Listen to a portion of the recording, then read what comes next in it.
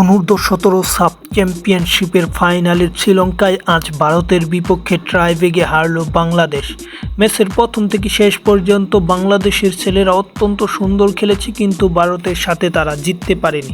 ম্যাচের প্রথম দিকে পিছিয়ে পড়ে টাইগাররা, পরবর্তীতে বাংলাদেশ প্রথমার্ধেই সমতায় ফিরে এবং বাংলাদেশ এবং ইন্ডিয়ার নির্ধারিত 90 মিনিট শেষ হয় 2-2 গোলের ব্যবধানে এবং 2-2 গোলে ম্যাচটা শেষ হওয়ায় ম্যাচ টাইব্রেকে গড়ায় এবং টাইব্রেকেই বাজিমাত করে ইন্ডিয়ার প্লেয়াররা।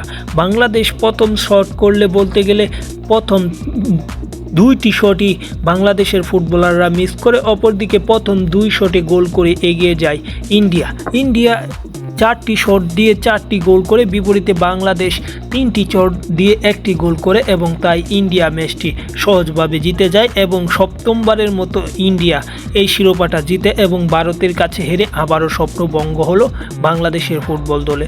অত্যন্ত সুন্দর খেলেছে বাংলাদেশ ম্যাচটিতে, কিন্তু বাংলাদেশ ম্যাচটি জিততে পারেনি, কেননা বাংলাদেশ ভালো খেললেও কিছু ভুল দেখা গেছে, যে কারণে তারা ম্যাচগুলো জিততে পারেনি। যাই হোক, খেলার আপডেট পেতে চ্যানেলটি সাবস্ক্রাইব করে পাশে থাকুন।